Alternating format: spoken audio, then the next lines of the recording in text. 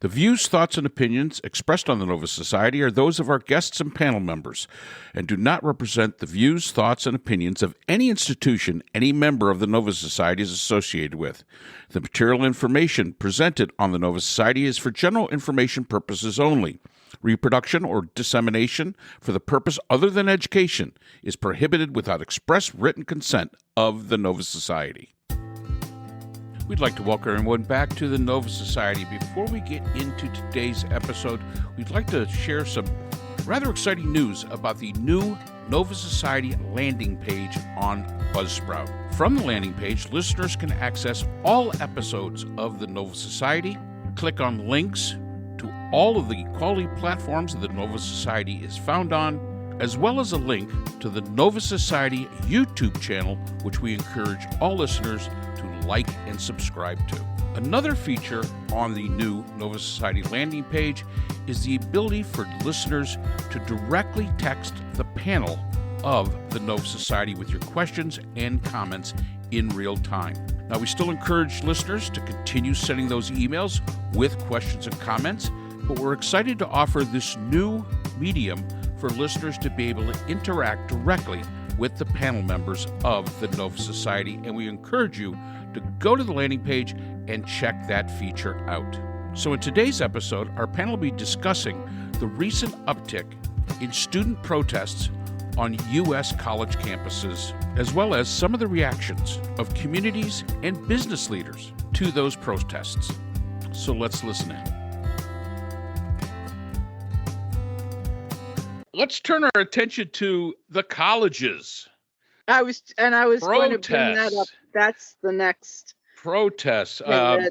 That's been bothering me a lot. A couple of big leaders were on and basically said that we're going to start looking for other colleges for our highly qualified candidates instead of Columbia University, instead of Princeton, instead of George Washington University, and all these places where students are getting arrested. I can say here in South Carolina, only one college has had students arrested. That was the University of South Carolina down in Columbia. And okay, but what are we thinking? Is this a legitimate threat to these young people? I mean, they're basically saying these young people, if they've got arrested, they've entirely ruined their lives. Well, I mean, that's activism, right? If you really believe this, then go for it. But keep it clean. This is what I would say. Don't turn this into a hate fest. You want to end the war. You want to protest to end the war. You want the colleges to divest. I'm not sure that that's even possible. But do what you need to do. But you're going to pay for consequences, and that's part of it. You shouldn't, like the young woman at Columbia saying, we paid for a meal plan. They should deliver our meals. There's a little, and then calling it humanitarian aid. That's a joke. Sorry, hon, but that's a joke. Yeah. You want to take over a campus or a building in a campus? First of all, get the janitor off the third floor.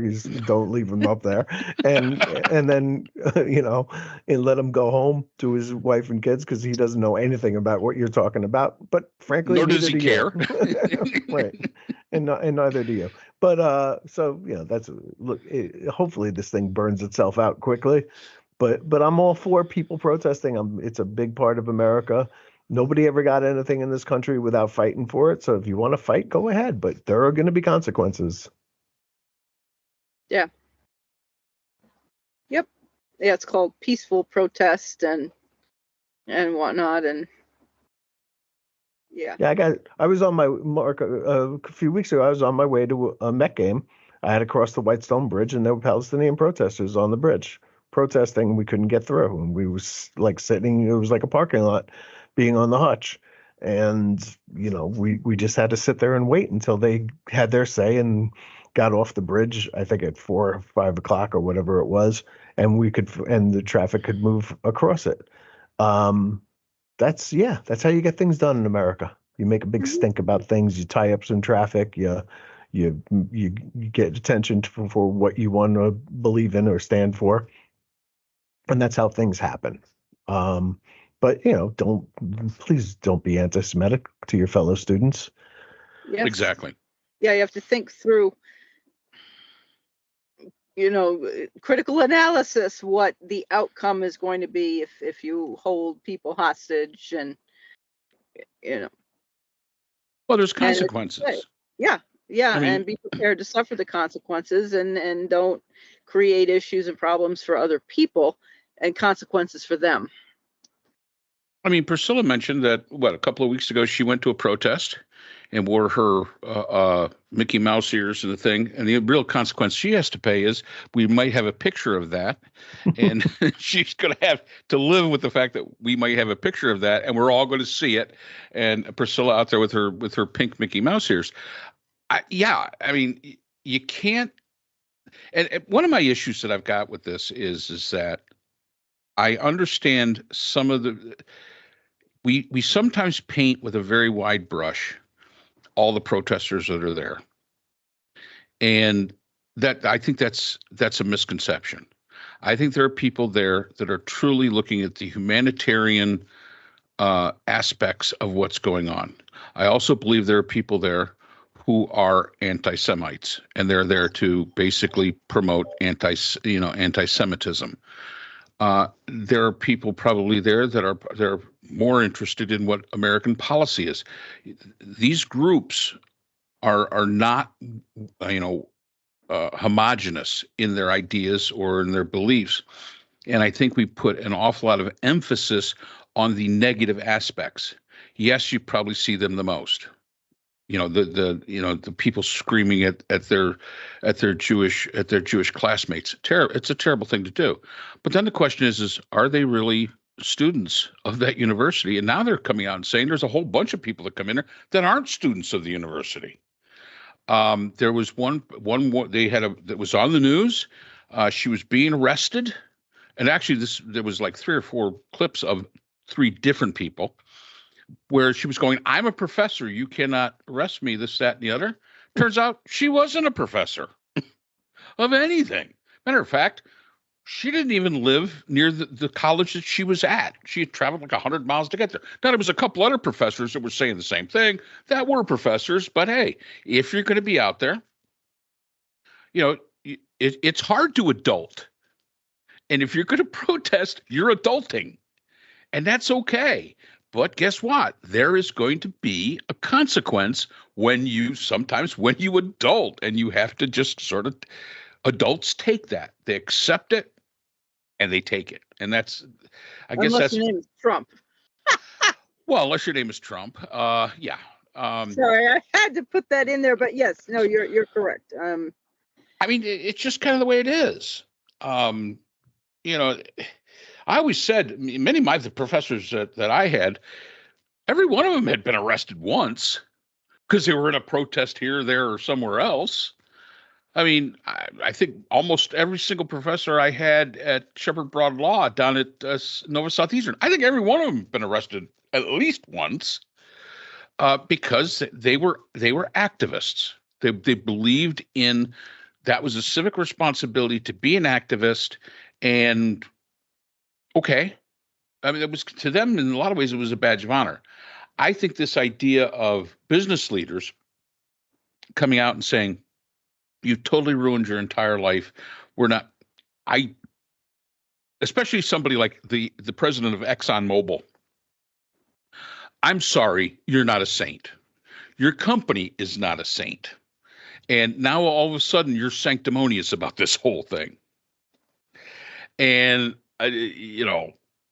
come on. Sometimes the credibility of who's making the statement, but the idea that the president of ExxonMobil coming out and saying, yep, well, we're just going to start looking to the Midwest, to universities there, and finding our qualified candidates, because we can't have people like this at ExxonMobil.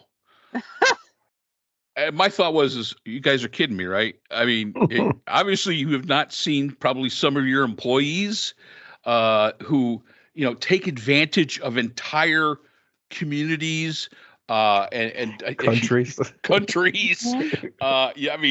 So all of a sudden, now you're sanctimonious about something. I mean, this is pretty incredible to me that you really And by the think way, if we want to that's talk about legit. hypocrites, how about Republicans in Congress, blasting Biden for withholding this? They withheld it for 6 months. Well, yeah, exactly. Yeah, no kidding. So that's all the time we have for today's episode. The Nova Society is a production of the Phoenix Research Institute. We'd like to thank our sponsor for this episode, the Journal of Interdisciplinary Conflict Science. The JCIS is an open journal for upcoming scholars. The JCIS is currently accepting article submissions on an ongoing basis.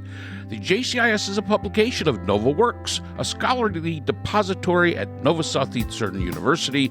A link to the journal is in our description. We'd also like to thank our podcast partners, Buzzsprout, who hosts the Nova Society, Audacity, who is our editing partner, and Podkite, who does all of our analytics. We'd also like to thank iHeartRadio, where people get their music and podcasts, Apple iTunes, the largest source for music and podcasts on the internet, Spotify, the most popular source for the Nova Society. The Nova Society is available on all these and other quality platforms mentioned in our description. We'd also like to thank our listeners. Without you, the Nova Society would not be possible. If you have a comment, a question, or would like to be a guest on the Nova Society, we can be reached at nova.society.podcast@gmail.com.